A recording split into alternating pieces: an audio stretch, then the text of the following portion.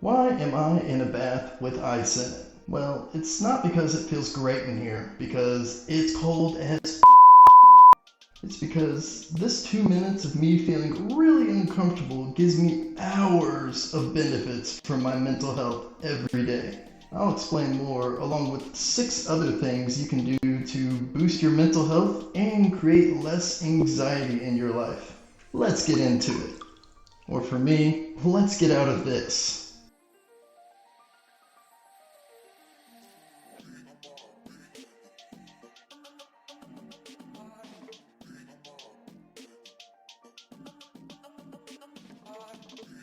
So, why would you or I torture ourselves by doing this cold water exposure? It's because it increases your dopamine up to 2.5 times more. It also reduces delayed onset muscle soreness after exercise, boosts your brain function and mood, promotes fat loss, better immune function, improves circulation, improves sleep, and speeds up healing. You may have heard of the word dopamine before, but maybe you don't know what it is.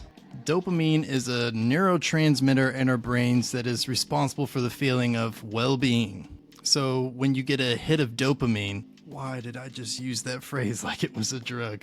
It will make you feel really good. And low levels of dopamine have actually been linked to depression. Cold exposure is a great thing for your mental health, specifically for decreasing and preventing depression. But before you go try this, know that you don't have to go jump into a frozen lake to experience these benefits. This could be as simple as sitting in 60-degree water, turning the cold water on in your shower for the last 2 minutes, or jumping into a bathtub with ice in it, like me. The key is to find a temperature that makes you say, "That's cold," but at the same time, not put your body into shock. Start with a warmer temperature water, and then you can always work your way down as you feel what works for you. This next mental health boosting technique is much more comfortable to practice. Did you know that 80% of the thoughts in our head are negative, and that 95% of our thoughts are repetitive? This is why you need to start practicing gratitude. I know for me, gratitude has been a game changer because social anxiety honestly left me with some kind of negative thought patterns. I was constantly cycling thoughts like, today is gonna be terrible just like every other day.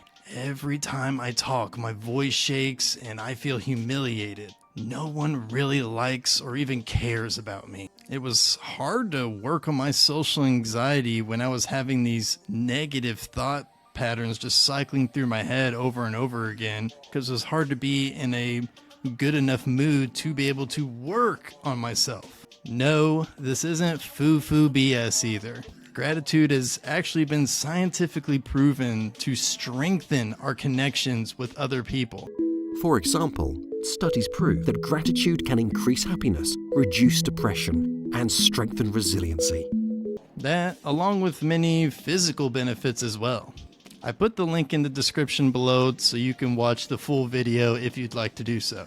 While we are on the subject of negative thoughts, another great way to manage these negative thoughts is to start writing them down, to start journaling. I posted a video a while ago about how and why you should start journaling. The basic idea is that when you actually write down your thoughts to paper, you, one, know that the thought is even actually there.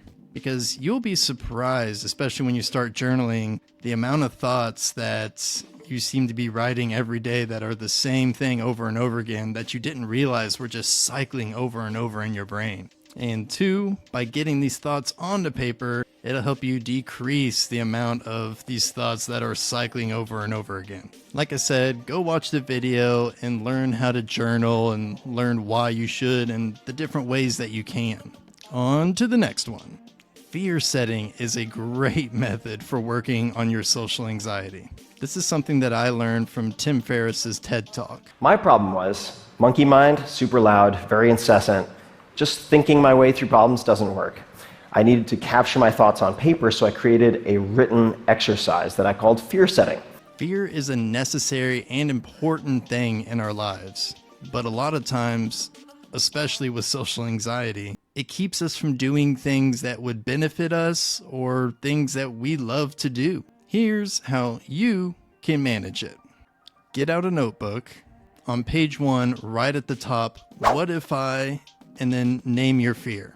On the same sheet of paper, create 3 columns labeled Define, Prevent, and Repair. In the Define column, write down all the worst case scenarios of what could happen. List somewhere between 10 to 20. And in the Prevent column, write down what you could do to prevent each one of your worst case scenarios from happening. In the Repair column, write down what you could do to repair or fix if your worst case scenario does happen. On page 2, write down the benefits that you would get from taking an attempt at this or a partial success. Write down everything and be extremely detailed. On the last page, you will determine the cost to you from not acting on this fear and what that would do to you emotionally, physically, financially, etc. Answer and write down what your life might look like if you didn't act on this fear 6 months from now, a year from now, 3 years from now. The goal of fear setting is to show you that a lot of times what you're fearing is really built out of your own imagination and not reality. This exercise will help you overcome your fears and put your fears under a microscope. I'll put a link to Tim Ferriss's TED Talk below in the description. Before I show you the last 2 things that you can do to boost your mental health and decrease your social and general anxiety, I want to thank you for watching this video and subscribing to my channel. What's that? You say you haven't subscribed yet? Then go subscribe so you can continue to build a better you. Continuing on, you can improve your ability to regulate your emotions, reduce your negative thoughts, and form better relationships by meditating. But you probably knew meditation did that, or at least some of those things. What if I told you, though, meditation also rebalances 2 parts of your brain that have been found to be extremely unbalanced in people with social anxiety? Now I got your attention.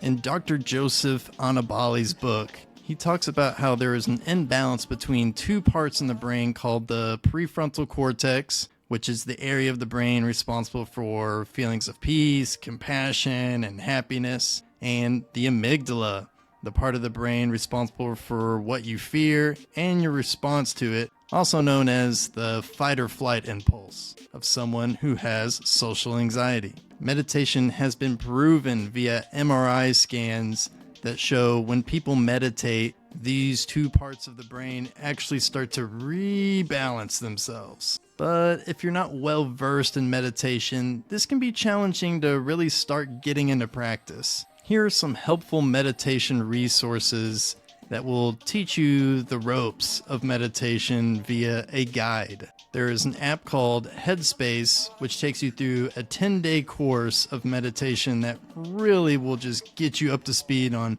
what meditation is, how to use it. This, in my opinion, is the best thing to do if you have never meditated before and want to start practicing. I highly recommend it. After going through the basics through this app, you'll get access to single track meditations as well as courses in different categories, so you can meditate based on anxiety, if you're trying to improve your sleep, for sports, all sorts of stuff. It's really cool.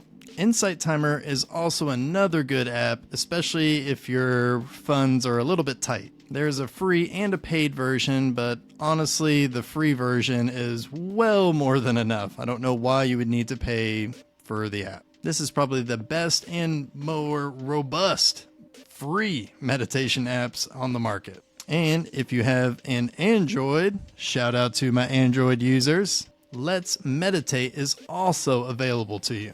This is a free app. Now, it only has 20 or so meditations on there, but there are a few on there that I just really like. So I always keep it on my phone because sometimes I like to go back and try out one of their meditations.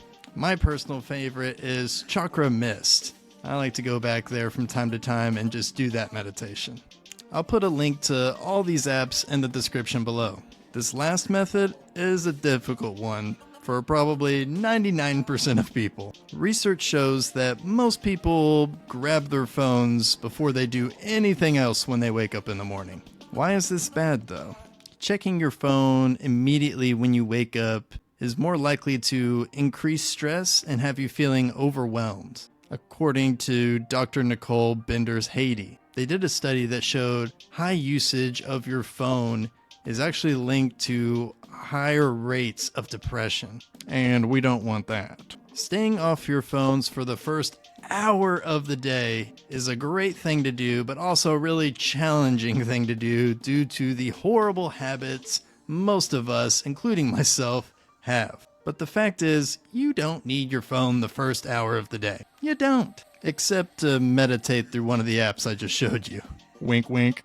Thanks for watching, and thank you for subscribing, as I know you did in the middle of this video. If you haven't subscribed yet, please do if you got any sort of value out of this, so we can continue to improve upon our own mental health and then be able to have the information to share with others. That's what this channel is all about. So thank you all for watching.